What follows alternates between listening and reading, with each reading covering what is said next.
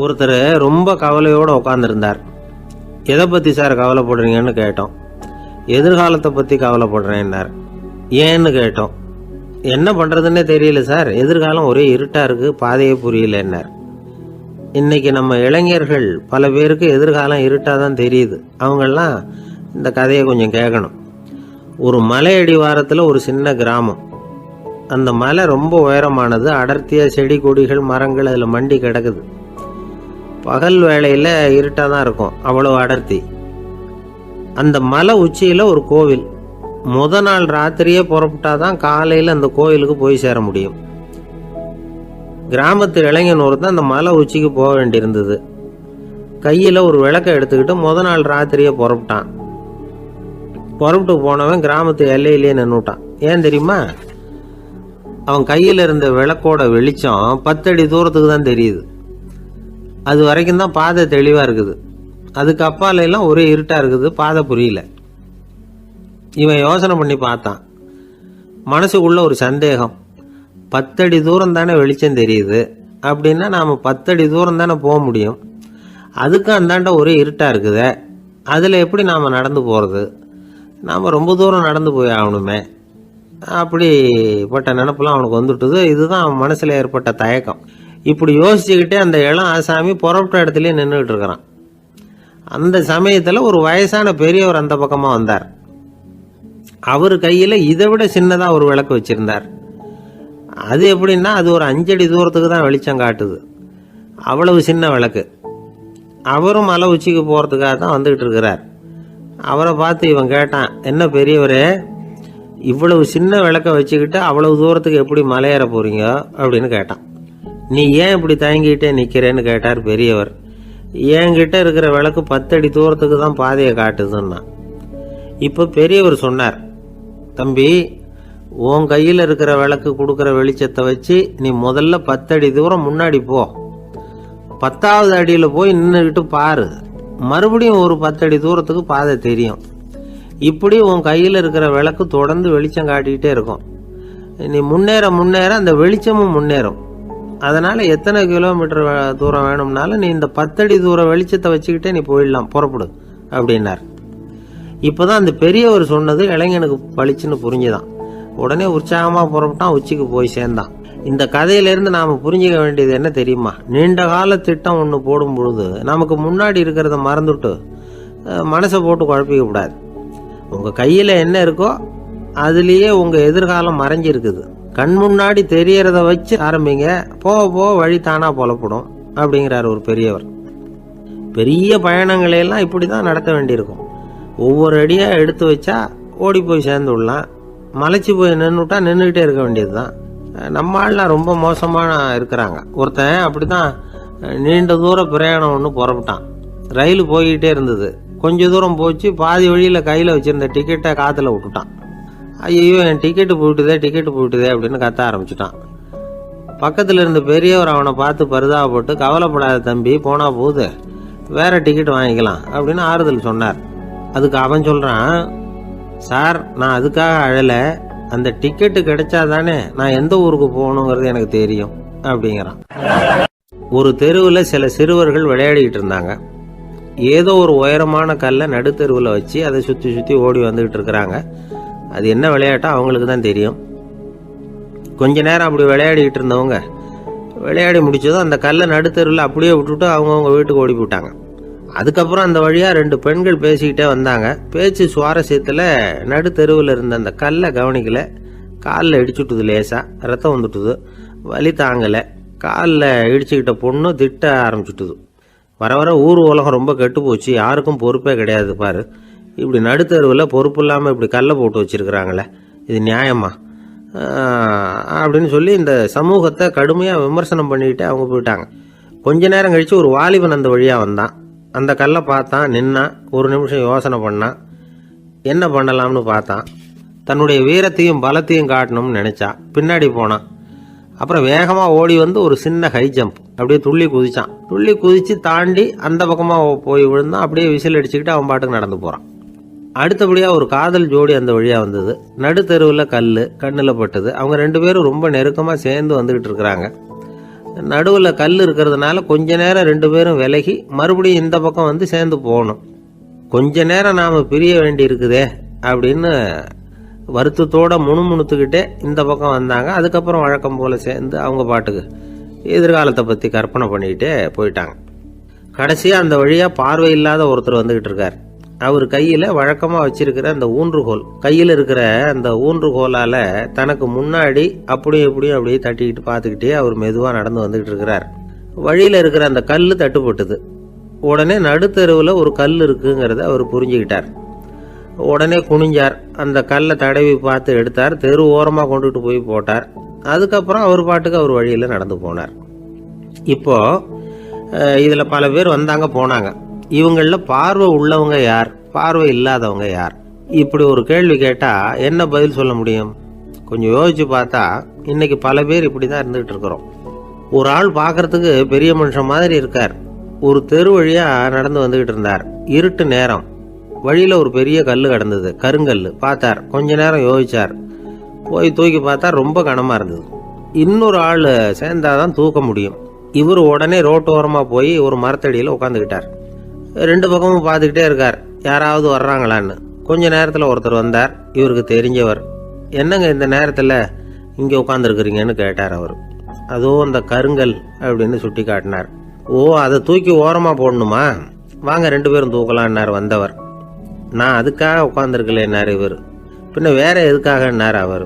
ஒரு மனுஷன் கருங்கல்லில் காலை இடிச்சுக்கிட்டான்னா எப்படி துள்ளுவான்னு பார்க்கணுங்கிறது எனக்கு ரொம்ப நாளாக ஒரு ஆசை. அதுக்காக தான் உட்காந்துருக்கிறேன் அப்படின்னாராம். ஒரு குரு, இளம் சீடர்கள் எதிரில் உட்காந்துருக்கிறாங்க. குரு பாடம் நடத்திக்கிட்டு இருக்கிறார். சீடர்களுக்கு ஒரு ஆசை, அதாவது ஒரு முக்கியமான மந்திரத்தை நம்ம குருநாதர்கிட்ட இருந்து கற்றுக்கணும் அப்படிங்கிறது அவங்க ஆசை. அது என்ன மந்திரம்னா, இறந்தவரை உயிர்ப்பிக்கக்கூடிய புனித மந்திரம். அதாவது செத்தவங்களுக்கு மீண்டும் உயிர் உண்டாக்குகிற மந்திரம். குருவே, தயவு பண்ணி அந்த மந்திரத்தை எங்களுக்கு உபதேசிக்கணும் அப்படின்னு கேட்டாங்க. அது ரொம்ப ஆபத்தானது, அது என்னத்துக்கு உங்களுக்கு வேண்டாமேன்னாராம் குரு. எங்களுடைய நம்பிக்கை உறுதிப்படுறதுக்காகத்தான் கேட்குறோம், வேற ஒன்றும் இல்லை அப்படின்னாங்களாம் சீடர்கள். பக்குவப்படாத அறிவுங்கிறது ரொம்ப ஆபத்தானது அப்படின்னாராம் குரு. இது சீடர்களுக்கு புரியல. அது எப்படிங்க பக்குவப்படாத அறிவு ஆபத்தானதுன்னு சொல்றீங்க, அப்படின்னா என்ன அப்படின்னு கேட்டிருக்காங்க சீடர்கள். குரு அதுக்கு விளக்கம் கொடுத்தாராம். அந்த மந்திரத்தை எப்போ பயன்படுத்தணுங்கிறது முக்கியம். அதை அறியக்கூடிய ஞானம் ஏற்படுகிற வரைக்கும் அதை தெரிஞ்சுக்காம இருக்கிறது தான் நல்லது, இல்லைன்னா ஆபத்துன்னாராம். ஆனால் அந்த சீடர்கள் அதை கேட்குற மாதிரி இல்லை, ரொம்ப பிடிவாதம் பண்ண ஆரம்பிச்சுட்டாங்க. சரி வாங்க சொல்கிறேன்னார் குரு. எல்லாரும் வந்தாங்க. அந்த புனித மந்திரத்தை அவங்களுக்கு ரகசியமாக உபதேசம் பண்ணார். உபதேசம் பண்ணிவிட்டு அவங்களுக்கு எச்சரிக்கையும் கொடுத்தார். இந்த மந்திரத்தை நல்லா ஆராய்ச்சி பார்த்ததுக்கு அப்புறம் தான் உச்சரிக்கணும், அவசரப்பட்டு எதுவும் செஞ்சிடக்கூடாது அப்படின்னு ஒரு தடவைக்கு பல தடவை எச்சரிக்கை கொடுத்தார். சரின்னு சொல்லிவிட்டு அவங்கெல்லாம் மந்திரத்தை கற்றுக்கிட்டு எழுந்திரிச்சு போயிட்டாங்க. ஒரு நாள் அந்த சீடர்கள் எல்லாம் மணற்பாங்கான இடத்துல அப்படியே நடந்து போயிட்டு இருக்கிறாங்க. ஒரு பாலைவன பகுதி மாதிரி ஒரு இடம். அங்கே ஒரு இடத்துல எலும்புகள் குவியலாக கிடந்தது. உடனே இந்த சீடர்கள் முன்ன பின்ன யோசிக்காம, தியானமும் பண்ணாம, அந்த மந்திரத்தோட பயனை சோதிச்சு பார்க்கணும் அப்படின்னு நினச்சிக்கிட்டு அந்த மந்திரத்தை உச்சரிக்க ஆரம்பிச்சிட்டாங்க. அவ்வளவுதான். உடனே என்னாச்சு தெரியுமா? அந்த எலும்புகள் எல்லாம் ஓநாய்களாக மாறி அவங்கள துரத்த ஆரம்பிச்சுட்டுது. சீடர்கள் எல்லாம் தலைதெறிக்க ஓட ஆரம்பிச்சிட்டாங்க. ஓநாய்களும் விடலை, அவங்கள துரத்தி பிடிச்சி கடிச்சு கொதற ஆரம்பிச்சுட்டுது. அப்போதான் அந்த சீடர்களுக்கு குரு சொன்ன அறிவுரையோட அர்த்தம் புரிஞ்சுது. பக்குவப்படாத அறிவு ஆபத்தானது அப்படிங்கிறது. அதனால இதிலிருந்து நாம் தெரிஞ்சுக்க வேண்டியது என்னன்னா, நாம் நம்ம அறிவை வளர்த்துக்கிட்டா மட்டும் போதாது, அந்த அறிவை எப்போ எப்படி பயன்படுத்தணும் அப்படிங்கிற பக்குவமும் நமக்கு வரணும். அப்போ தான் வாழ்க்கை நல்லபடியாக அமையும், இல்லைன்னா இடைஞ்சல் தான். இந்த காலத்தில் சில சின்ன பிள்ளைங்களுக்கே அறிவு ரொம்ப பக்குவப்பட்டிருக்குங்கிறத உணர முடியுது. ஒரு சின்ன பையன் பள்ளிக்கூடத்தில் மார்க் லிஸ்ட் கொடுத்தாங்க, வாங்கிக்கிட்டு அவசரமாக வீட்டுக்கு ஓடினான். எதிரில் வந்த ஒருத்தர் கேட்டார், என்ன அவசரம், ஏன் இப்படி வேகமாக ஓடுறேன்னார்.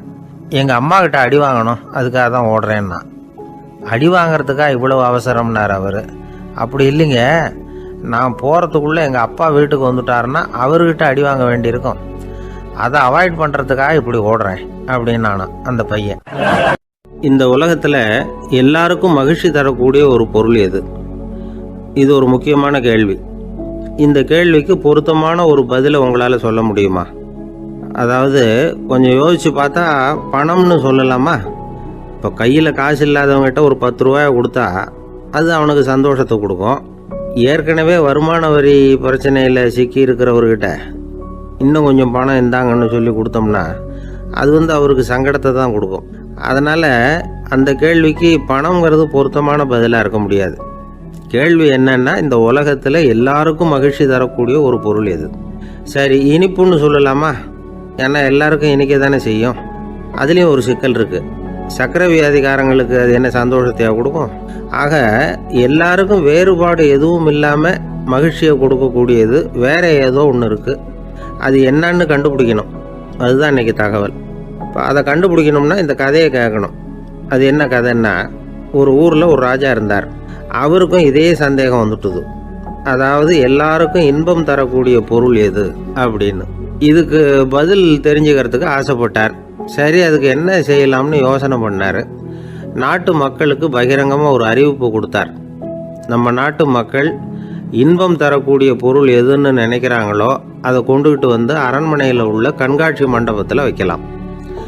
அப்படி அவங்க வைக்கிற பொருள்களில் எது எல்லாருக்கும் இன்பம் தரக்கூடியதாக இருக்குமோ அதை வச்சவருக்கு 1000 பொற்காசுகள் பரிசு அப்படின்னு அறிவிப்பு கொடுத்துட்டார். ஜனங்கள் இந்த அறிவிப்பை கேட்டாங்க. அதுக்கப்புறம் சும்மா இருப்பாங்களா? 1000 பொற்காசுன்னா சும்மாவா? அவங்க கையில் என்னென்ன கிடைச்சதோ அதையெல்லாம் கொண்டாந்து அரண்மனை காட்சி மண்டபத்தில் வச்சுட்டாங்க. அதுக்கப்புறமா ராஜா அங்கே வந்தார். ஒவ்வொன்றா பார்த்துக்கிட்டே வந்தார். முதல்ல ஒரு குயில் இருந்தது, இனிமையாக பாடக்கூடிய குயில்.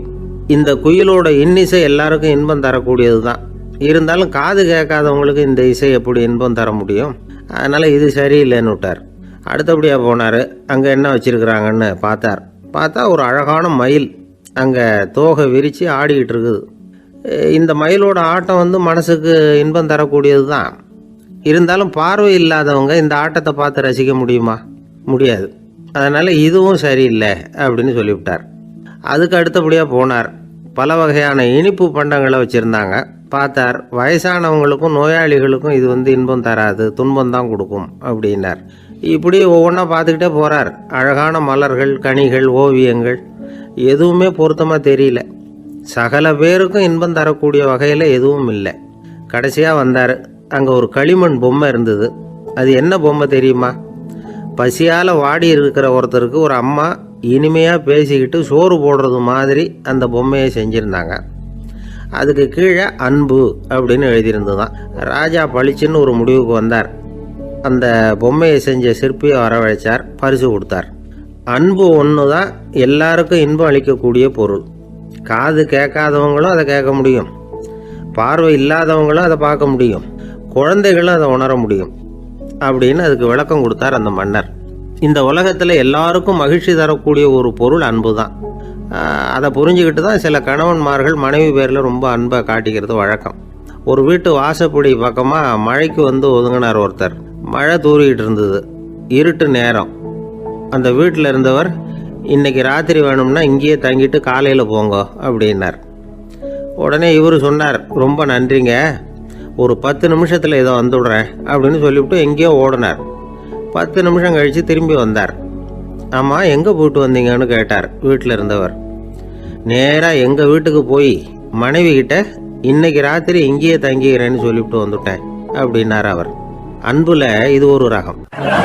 இந்த உலகத்தில் எவ்வளவோ உயிரினங்கள் இருக்கு. ஒவ்வொன்றும் ஒவ்வொரு விதமாக சண்டை போடுது. இப்போ 2 மாடு சண்டை போட்டுக்குதுன்னு வச்சுங்க, என்ன பண்ணும்? 2 முட்டிக்கும். அதுக்கு சண்டை போடுறதுக்கு ஆயுதமாக உபயோகப்படுறது அதோட கொம்பு. 2 சேவல் சண்டை போட்டுக்குதுன்னு வச்சுங்க, அதுக்கு ஆயுதமாக உபயோகப்படுறது அதோட கால் நகம். காலால் தான் அது ஒன்றோட ஒன்று சண்டை போட்டுக்கும். ஆனால் 2 மனுஷன் சண்டை போட்டுக்கிறான்னு வச்சுங்க, இவன் இன்னதை தான் ஆயுதமாக உபயோகப்படுத்துவான்னு குறிப்பிட்டு சொல்ல முடியாது. கல்லை எடுப்பான், கத்தி எடுப்பான், துப்பாக்கி எடுப்பான், என்ன வேணாலும் பண்ணுவான். வாயால் திட்டுவான், கையால் அடிப்பான், காலால் உதைப்பான், சகலகலாக வல்லவன். விலங்குகள்லாம் பொதுவாக வாயை சாப்பிட்றதுக்கு மட்டும்தான் உபயோகப்படுத்துது. ஆனால் இவனுக்கு சாப்பிட்றதுக்கும் அதுதான், சாப்பிட்டு விட்டு திட்டுறதுக்கும் அதுதான். ஆனால் ஒரு விஷயத்தில் மட்டும் கெட்டிக்கிறேன். அதாவது நாம் சண்டை போட்டுக்கிட்டாலும் பரவாயில்லை, கோழிகள் சண்டை போடாமல் இருக்கணும் அப்படின்னு ஆசைப்படுறான். எதுக்காக? கோழிகள் சண்டை போடாமல் இருந்தால் நிறைய முட்டைகள் போடுமா, அதுக்காக தான் இந்த அக்கறை. கோழி பண்ணை வச்சிருக்கிறவங்களுக்கு இது ஒரு பெரிய பிரச்சனை. அதாவது பண்ணையில் இருக்கிற கோழிகளுக்குள்ளே அடிக்கடி சண்டை வந்துடும், அதனால் முட்டை உற்பத்தி குறைஞ்சிரும். சரி, இதுக்கு என்ன பண்ணுறது? பண்ணையில் போய் உட்காந்துக்கிட்டு தினமும் பஞ்சாயத்து பேசிகிட்டு இருக்க முடியுமா? அமெரிக்காவில் கோழி பண்ணை வச்சிருக்கிற ஒருத்தர் இதை பற்றி யோசனை பண்ணி பார்த்தாராம். ஒரு வழியையும் கண்டுபிடிச்சிருக்கார். கோழிக்கெல்லாம் மூக்கு கண்ணாடி மாட்டி விட்டுட்டோம்னா அது சண்டை போடுற குணம் குறைஞ்சிரும், முட்டை அதிகமாகிடும். அந்த கண்ணாடியில் உள்ள லென்ஸு சிவப்பு நிறத்தில் இருக்கணும், அவ்வளவுதான் அப்படின்னு அவர் கண்டுபிடிச்சாராம். இது ஏற்கனவே நடைமுறையில் கண்டுபிடிக்கப்பட்ட ஒரு விஷயம். ஆனால் எல்லா கோழிக்கும் சிவப்பு மூக்கு கண்ணாடி எப்படி மாட்டி விடுறது? அப்படியே மாட்டி விட்டாலும் அது நழுவாமல் இருக்கணுமே. இப்போ நாமெல்லாம் நடு விரலால் மூக்கு கண்ணாடி நடுவில் தொட்டு அப்படி ஸ்டைலாக சரி பண்ணிக்கிறோம், அது மாதிரி கோழி எப்படி சரி பண்ணிக்கும்? இதுதான் பிரச்சனை. இதுக்கு அவர் என்ன வழி கண்டுபிடிச்சாருன்னா, கோழிக்கெல்லாம் மூக்கு கண்ணாடிக்கு பதிலாக விழியொட்டு வில்லைகள், கான்டாக்ட் லென்ஸ், அதை பொருத்தி விட்டா என்ன அப்படின்னு யோசனை பண்ணார். அதே மாதிரி பண்ணார். அதே மாதிரி செஞ்சு பார்த்தார், வெற்றி. அதுக்கப்புறம் கோழியெல்லாம் சண்டை போட்டுக்கலையாம், சமாதான பிரியர்கள் ஆகிட்டு தான். கோழிகளுக்கு இயல்பாகவே சண்டை போடுற குணம் உண்டு. ஆனால் அதோட கண்ணுக்கு பார்க்குற பொருள்லாம் ரோஜா நிறத்துலையோ அல்லது இன்னும் சொல்ல போனால் அழுத்தமான சிவப்பு நிறத்துலையோ தெரிஞ்சதுன்னா சண்டை போடுற குணம் குறைஞ்சிருதான். அந்த சமயத்தில் அது அதிகமாகவும் முட்டையிட ஆரம்பிச்சுடுதான். அதே நேரத்தில் இறை எடுக்கிறத கூட குறைச்சிக்குதான். இது ஏன் இப்படி பண்ணுதுங்கிறது விஞ்ஞானிகளுக்கு இன்னமும் புரியலையா. எப்படியோ அமெரிக்க கோழிகள்லாம் கான்டாக்ட் லென்ஸ் பொருத்திக்க ஆரம்பித்தாச்சு. கோழி கழுத்தை பிடிச்சிக்கிட்டு ஒரு சில வினாடிகளில் அதை பொருத்தி போடுறாங்களாம். கோழியோட ஆயுள் பூரா அது அப்படியே இருக்குமா. பண்ணையில் முட்டை உற்பத்தி குறைஞ்சா இது மாதிரி விஞ்ஞானபூர்வமாக பரிகாரம் தேடுறது தான் நல்லது. நமக்கு வேண்டியப்பட்ட ஒருத்தர், அவர் ஒரு கோழி பண்ணை வச்சுருந்தார். அந்த பண்ணையில் பாதி கோழி திடீர்னு செத்து போச்சு. உடனே ஒரு கால்நடை மருத்துவர்கிட்ட போக வேண்டியது தானே. அங்கே போகல, உள்ளூரில் மந்திரம் பண்ணிகிட்டு இருந்த ஒரு சாமியார்கிட்ட போனார். அவர் காலில் விழுந்தார். சாமி, என் பண்ணையில் பாதி கோழி செத்து போட்டுதுன்னார். சாமியார் யோசனை பண்ணார்.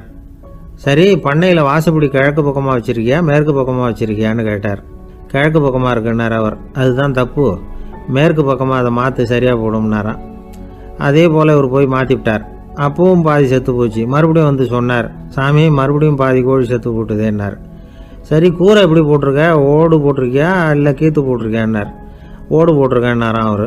அதுதான் தப்பு, அது கீத்து போட்டுரும், சரியாக போடும்னாராம். சரின்னு போய் அதையும் மாற்றி பார்த்தார். மறுபடியும் போயிட்டுது, கோழி செத்து போச்சு. வந்தார், மறுபடியும் பாதி செத்து போச்சு சாமின்னு வந்தார். இவரும் யோசனையை மாற்றி மாற்றி சொல்லிகிட்டே இருக்கிறார். இப்படி அவரும் மாற்றி மாற்றி பார்த்தார். 6வது தடவையாக அவரை தேடிட்டு வந்தார். அந்த சமயத்தில் இவர் ரொம்ப தீவிரமாக யோசனை பண்ணி பார்த்துட்டு, அது சரிப்பா, நீ என்கிட்ட சளைக்காமல் வந்துக்கிட்டு இருக்கிற, நானும் யோசனை சொல்லிகிட்டு இருக்கேன். இப்போவும் உங்ககிட்ட சொல்கிறதுக்கு என்கிட்ட யோசனை நிறையா இருக்குது, ஆனால் சோதிக்கிறதுக்கு உங்ககிட்ட கோழி இல்லையே, என்ன பண்ணுறது அப்படின்னாராம் இவர். ஒரு நாள் ஒரு தகப்பனார் தன்னுடைய பிள்ளையை அழைச்சிட்டு வந்தார். சார், இவன் சரியாக படிக்க மாட்டேங்கிறான், பெரியவங்களை மதிக்க மாட்டேங்கிறான், நீங்கள் கொஞ்ச நாள் இவனுக்கு குருவாக இருந்து நல்ல விஷயங்களை சொல்லி கொடுத்தா தேவையில்லைன்னார்.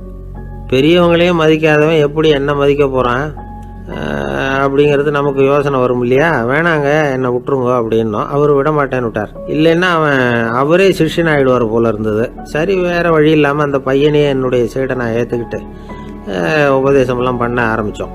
அதாவது குரு பக்தின்னா அது எப்படி இருக்கணுங்கிறத பற்றி சொல்லி கொடுத்தோம் அவனுக்கு. சதமகர் அப்படின்னு ஒரு குரு இருந்தார். அவருக்கு ஒரு சீடர்.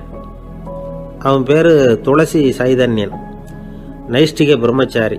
தன்னுடைய குருவுக்கு எந்த நேரத்தில் எது தேவைங்கிறத புரிஞ்சுக்கிட்டு சேவை செய்கிறவன். ஆனால் இவனை பற்றி மற்ற சீடர்களுக்கு பொறாமை வந்துட்டுது. இவன் மட்டும் இப்படி இருக்கானேன்னு உடனே குருக்கிட்ட போய் கோல் மூட்டினாங்க. அவன் சரியில்லை, அவன் நடந்துக்கிறது சரியில்லை, அப்படி இப்படின்னு எதையாவது சொல்லி. இருந்தாலும் இதையெல்லாம் அந்த குரு நம்பலை. அவருக்கு தெரியும் யார் யார் எப்படின்னு. துளசி சைதன்யன் பெருமையை மற்ற சீடர்களுக்கு உணர்த்தணும் அப்படின்னு நினைச்சார். அதுக்கு ஒரு வழி பண்ணார். ஒரு நாள் சீடர்களை எல்லாம் கூப்பிட்டுக்கிட்டு ஒரு காட்டு வழியாக போய்கிட்டு இருந்தார். அங்கே ஒரு பெரிய மலை அருவி கொட்டிக்கிட்டு இருந்தது. குரு சீடர்கள் பக்கம் திரும்பினார். இந்த மலையின் மேலே இருந்து அந்த படுபாதாளத்தில் குதிக்கிறதுக்கு உங்களில் யார் தயார் அப்படின்னு கேட்டார். ஒரு சீடனும் வாயை திறக்கலை, ஒதுங்கி நின்றுக்கிட்டாங்க. பின்னாடி மூட்டை முடிச்சோடு வந்துக்கிட்டு இருந்தான் துளசி சைதன்யன். அவனை பார்த்தார். இந்த பாருப்பா, நீ மேலே இருந்து அந்த அருவியில் குதி அப்படின்னார். அப்படியே செய்கிறேன் சுவாமின்னா ஓடி போய் பொத்துன்னு குதிச்சுட்டான். அடுத்த கணமே குருநாதர் தன்னுடைய யோக சக்தியால் பறந்து போய் அவன் கீழே விழுந்துடாமல் தாங்கி பிடிச்சி கொண்டுகிட்டு வந்துட்டார். மற்ற சீடர்களுக்கெல்லாம் ஒரு மாதிரி ஆயிட்டுது. அடுத்தபடியாக என்ன பண்ணலாம்னு யோசிச்சாங்க இவனை மாட்டி விடுறதுக்கு. ஒரு நாள் வெத்தலை அடிக்கிற ஒரு சின்ன உரலையும் உலக்கையையும் எடுத்து ஒளிய வச்சுட்டாங்க. சதமகர் சன்னியாசி இல்லை, அவர் வெத்தலை போடுவார். பல்லு சரியில்லை, அதனால் இடித்து தான் வெத்தலையை போடணும். திடீர்னு வெத்தலை பாக்கு கேட்டார். வழக்கமாக உரலில் இடித்து தர்றது தான் துளசியின் பழக்கம். உரலை தேடினா கிடைக்கல, என்ன பண்ணுறது? குரு கேட்டுவிட்டாரே, குரு சேவை தானே முக்கியம். என்ன பண்ணா வெத்தலை பாக்க தன்னுடைய வாயில் போட்டு முன்னு அதை எடுத்து அவர்கிட்ட கொடுத்துட்டான். குரு எதையோ படிச்சுக்கிட்டே அதை வாங்கி வாயில் போட்டுக்கிட்டார். துளசி இன்னைக்கு தாம்பூலம் நல்லா இடிக்கப்பட்டிருக்கு, ருசியாக வேற இருக்குது, அதை இடித்த பாத்திரத்தை என் கண்ணால் பார்க்கணும்னு ஆசையாக இருக்குன்னுட்டார். அதை மட்டும் அனுப்பி போய் நீ வர வேண்டான்னு வேற சொல்லிவிட்டார். இதை கேட்டதும் துளசி தவிச்சு போயிட்டான். இவன் போகாமல் எப்படி வாயை மட்டும் அனுப்பி வைக்க முடியும்? இவன் தவிக்கிறத பார்த்ததும் மற்ற சீடர்களுக்கெல்லாம் மனசுக்குள்ளே ரொம்ப சந்தோஷம். துளசி கொஞ்சமும் யோசிக்கல, வாழை எடுத்தான், தன்னுடைய தலையவே அப்படியே அறுத்து வெட்டி எடுத்தான். இன்னொரு சீடங்கிட்ட கொடுத்துட்டான், எடுத்துகிட்டு போன்னு சொல்லி கொண்டுட்டு போய் குரு முன்னாடி வைக்கிறாங்க. அந்த தலையில் வாய் திறந்திருக்கு, வெத்தலை போட்டு முன்னு இருந்தது, தெரிஞ்சு போச்சு, சிவப்பாக இருந்தது. அவனுடைய குரு பக்தியை இப்போ எல்லாரும் ஒத்துக்கிட்டாங்க. அதுக்கப்புறம் குரு சதமகர் தன்னுடைய அற்புத திறமையினால அந்த தலையை மறுபடியும் ஒட்ட வச்சுட்டார். துளசிக்கு உயிர் வந்துட்டுது. இப்படி ஒரு பெரிய கதை உண்டு. அதாவது துளசி சைதன்யன் அவனுடைய குரு பக்தி எப்படி அப்படின்னு கேட்டோம். ரொம்ப அபாரம் அப்படின்னு அந்த பையன் அடக்கமா சும்மா விளையாட்டுக்காக தான் அப்படி அவங்ககிட்ட கேட்டோம். ஏன்பா உன்னுடைய குரு பக்தியை என்கிட்ட காட்டுறதுக்கு உன்னோட கழுத்தை நீயே அறுக்கணும்னு நான் சொன்னா அதை நீ செய்வியா அப்படின்னு கேட்டோம். என்னுடைய கழுத்தை நானே அறுக்க வேண்டிய அவசியம் இல்லை சார் அப்படின்னா அவன் ஏண்டான்னு. அதே காரியத்தை தான் இனிமே நீங்க தினமும் செய்ய போறீங்களே சார் அப்படிங்கிறான். ஆசைப்படுறதுல தப்பு இல்லை, ஆனா அந்த ஆசை தேவைக்கு தகுந்த மாதிரி இருக்கணும். தேவைக்கு மீறிய ஆசைகள் இருக்கு பாருங்க, அது தேவையில்லை. இந்த கருத்தை வலியுறுத்தது மாதிரி ஒரு கதை உண்டு. தேவேந்திரனுக்கு திடீர்னு வீடு கட்டணும்னு ஒரு ஆசை வந்துதான். வீடுன்னா நாம கட்டுற மாதிரி இல்லை. தேவேந்திரன் வீடுன்னா சும்மாவா, ஒரு பிரம்மாண்டமான அரண்மனை கட்டணும். அது மாதிரி இந்த 3 லோகத்திலையும் ஒரு அரண்மனை கிடையாது அப்படின்னு எல்லாரும் சொல்லணும். இது அவனோட ஆசை. உடனே தேவ தச்சரான விஸ்வகர்மாவை கூப்பிட்டான், உத்தரவு போட்டான். விஸ்வகர்மா தன்னுடைய உதவியாளர்களை எல்லாம் கூப்பிட்டு ஒன்னா சேர்த்துக்கிட்டார். படாத பாடுபட்டு ஒரு பெரிய அரண்மனையை கட்டி முடிச்சார். கட்டி முடிக்க 1000 வருஷம் ஆச்சு. தேவேந்திரன் பார்க்கறான். அவனுக்கு திருப்தி ஏற்படலை. என்னுடைய அந்தஸ்துக்கு இது ரொம்ப சாதாரணமான கட்டிடம், இதை விட இன்னும் பெருசா கட்டு அப்படின்னா. தேவ தச்சர் திணறி போயிட்டார். அவரால் அதுக்கு மேலே எதுவும் செய்ய முடியல. என்ன பண்ணுறதுன்னு யோசனை பண்ணார். நேராக நாரதர் காலில் போய் விழுந்தார். நீங்கள் தான் என்னை இந்த பிரச்சனையிலேருந்து காப்பாற்றணும்னார். நாரதர் யோசனை பண்ணார். சரி கவலைப்படாதேன்னார். நேராக இந்திரன்கிட்ட போனார். இந்திரன் நாரதரை பார்த்த உடனே வாங்கன்னு கூட்டிகிட்டு போய் அரண்மனையை காட்டினான். இது மாதிரி ஒரு அரண்மனையை நீங்கள் வேற எங்கேயாவது பார்த்துருக்குறீங்களா அப்படின்னு ரொம்ப பெருமையாக கேட்டான். நான் பார்த்ததில்லை, ஆனால் என்னை விட வயசில் மூத்தவர் மகரிஷி லோமேசர், அவர் ஒரு வேளை பார்த்துருக்கிறாரா என்னமோ அப்படின்னார். உடனே அவரை மனசில் நினச்சி தியானம் பண்ணினார். அடுத்த கணம் லோமேசர் அங்கே வந்தார். இடையில ஒரு சின்ன துண்டு, கையில் ஒரு கமண்டலம், தலையில் ஒரு பாய், அவ்வளவுதான் அவர்கிட்ட இருந்தது. எதுக்காக தலையில் இந்த பாய் அப்படின்னு கேட்டான் இந்திரன். என்ன மாதிரி அற்ப ஆயுள் உள்ள ஒரு ஜீவன் தனியாக வீடு கட்டிக்கிட்டு திண்டாடணுமா? இந்த பாய் தான் ஒரு வீடு மாதிரி எனக்கு நிழல் கொடுக்குது அப்படின்னார் அவர்.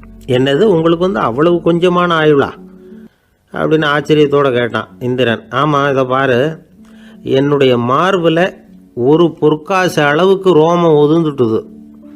எப்போ என் உடம்புல உள்ள எல்லா ரோமமும் உதிர்ந்துருமோ அப்போ என்னுடைய ஆயுள் முடியும் அப்படின்னார். எப்போ அந்த ரோமங்கள் பூரா உதிரும்னு கேட்டான் இவன். ஒரு பிரம்மா மறைஞ்சதும் ஒரு ரோமம் உதிரும். என் உடம்புல உள்ள ரோமங்களின் எண்ணிக்கை எவ்வளவோ அவ்வளவு பிரம்மாக்கள் தோன்றி அவங்க ஆயுள் முடியும் பொழுது என் உடம்புல உள்ள ரோமங்கள் பூரா உதிரும் அப்படின்னார். அப்படின்னா ஒரு பிரம்மாவோட ஆயுள் எவ்வளவு காலம்னு கேட்டான். ஒரு பிரம்மாவுக்கு 100 தேவ வருஷம். ஒவ்வொரு தேவ வருஷத்துக்கும் 365 தேவ நாள். ஒவ்வொரு தேவ நாள்லையும் ஒன்ன மாதிரி 14 இந்திரர்கள் தோன்றி மறைகிறாங்க அப்படின்னு மகரிஷி லோமேசர் சொல்றார். இதை கேட்டதும் இந்திரன் ஆடி போயிட்டான். அவ்வளவு ஆயுள் உள்ள இவரே அற்ப ஆயுள்னு சொல்கிறார். நான் என்னுடைய ஆயுளை பெருசாக நினச்சிக்கிட்டு பிரம்மாண்டமான அரண்மனை கட்டணும்னு ஆசைப்படுறேனே அப்படின்னு நினச்சான். எனக்கு வீடு கட்டின வரைக்கும் போதும்னு விட்டான். அதனால் நாமெல்லாம் நம்முடைய தேவைக்கு தகுந்த மாதிரி ஆசைப்படுறது தான் நியாயம். ஆனால் அப்படியே நடந்துக்கிறோம். மனுஷன் கடவுளையே ஏமாற்றி காசு வாங்கிறதுக்குள்ள ஆசைப்படுறான். ஒருத்தன் கடவுளை நினச்சி தவம் இருந்தான். கடவுள் நேரில் வந்தார். தேவலோகத்தில் ரூபாய்க்கெல்லாம் என்ன மதிப்புன்னு கேட்டான். அங்கெல்லாம் ரூபாய்ங்கிறது உங்கள் பணத்தில் 1 கோடி ரூபாய்க்கு சமம். அதாவது தேவலோகத்தில் 1 ரூபான்னா இங்கே 1 கோடி ரூபா. அது மாதிரி எங்களுக்கு ஒரு நாளுங்கிறது உங்கள் கணக்கில் 1 கோடி வருஷத்துக்கு சமம் அப்படின்னார் கடவுள். அப்படின்னா எனக்கு நீங்கள் அதிகமாக எதுவும் தர வேணாம், உங்கள் கணக்குப்படி ஒரே 1 ரூபா கொடுங்க, அது போதும்னா இவன் ரொம்ப சாமர்த்தியமாக. கடவுள் யோசனை பண்ணார். அது ஒன்றும் கஷ்டம் இல்லை, 1 ரூபா தானே கேட்குற, கொடுத்துட்றேன். ஆனால் இப்போ வரும்பொழுது நான் எடுத்துக்கிட்டு வரல, எங்கள் கணக்குப்படியே 1 நாள் பொறுத்துக்க பணத்தோடு வந்துடுறேன் அப்படின்னு சொல்லிவிட்டு பறந்து போயிட்டார். பறந்து போய்கிட்டு இருந்தார். அவர் தோளில் ஒரு பெரிய துணி மூட்டை, அதை சுமந்துக்கிட்டு கடத்தெருவை நோக்கி அவர் போய்கிட்டு இருக்கிறார். வழியில் அவரை சந்தித்தார் உமர். அவர் கேட்டார், கலீஃபா அவர்களே, எங்கே புறப்பட்டுட்டீங்க அப்படின்னு கேட்டார். கலீஃபான்னா ஆட்சித்தலைவர்னு அர்த்தம். இதுக்கு அவர் சொன்னார், நான் துணி வணிகம் செய்கிறவன், அதனால் துணி வியாபாரம் செய்கிறதுக்காக போயிட்டுருக்கிறேன்னார். நீங்கள் இப்போ இந்த நாட்டுக்கு ஆட்சித்தலைவர், ஆட்சி பொறுப்பில் இருக்கிறீங்க, நீங்கள் வியாபாரம் செய்ய போட்டால் அரசு பணிகளை செய்கிறது யார் அப்படின்னு கேட்டார் அவர். நான் அரசு பணிகளை மட்டுமே செஞ்சுக்கிட்டு இருந்தா என் குடும்பத்தை காப்பாற்றுறது யார் அப்படின்னு கேட்டார் அவர். இப்படி கேட்டவர் யார் தெரியுமா? அவர் தான் அபூபக்கர், இறை தூதர் முகமது அவர்களுக்கு பிறகு கலீஃபாவாக தேர்ந்தெடுக்கப்பட்டவர்.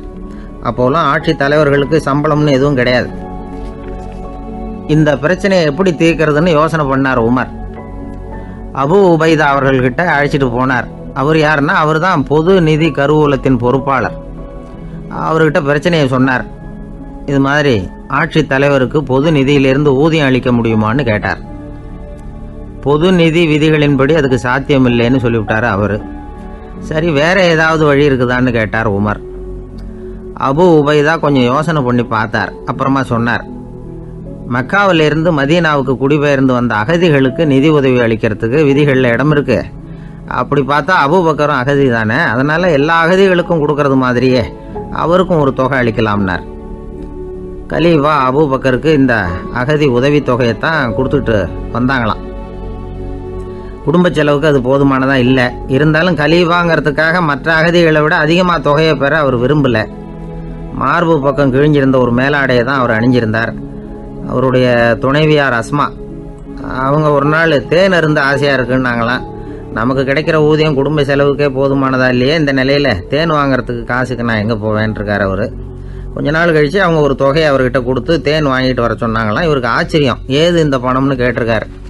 நீங்கள் தினமும் குடும்ப செலவுக்காக கொடுத்துக்கிட்டு வந்த பணத்தில் கொஞ்சம் கொஞ்சமாக மிச்சப்படுத்தி வச்சேன்னாங்களாம். அபூபக்கர் அந்த பணத்தை எடுத்துக்கிட்டு நேராக பொது நிதி கருவூல பொறுப்பாளர்கிட்ட போனார்.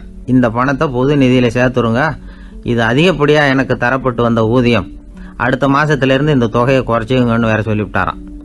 பசியை தணிக்க தேவையான அளவு உணவு, ஒரு ஜோடி உடை, இதை தவிர கூடுதலாக மக்கள் பொது நிதியிலிருந்து வாங்கிக்கிறதுக்கு என் குடும்பத்தாருக்கு உரிமை இல்லை அப்படின்னு சொல்லி கண்டிப்பாக சொல்லிவிட்டாராம். அவர் வாங்கிட்டு வந்த அந்த குறைந்த ஊதியம் கூட அவர் மனசை உறுத்திக்கிட்டே இருந்தது. கடைசி நேரம் அவர் தம்முடைய மகள் ஆயிஷா அவர்களை அழைச்சார். மகளே, இதுவரைக்கும் பொது நிதியிலிருந்து நான் வாங்கிட்டு வந்த தொகை என்னுடைய இதயத்தில் பாரமாக அழுத்திக்கிட்டு இருக்கு.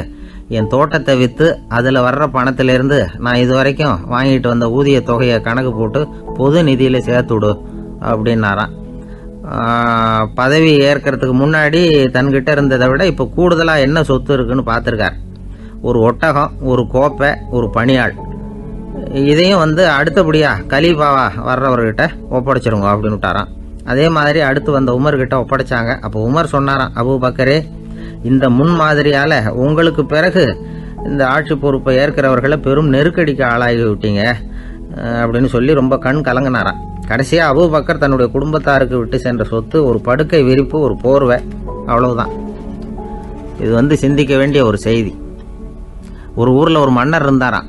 அமைச்சர் அவர்கிட்ட சொன்னாராம், மன்னா, நம்ம ராஜ்யத்தில் இனிமே லஞ்ச ஊழலே இருக்காது.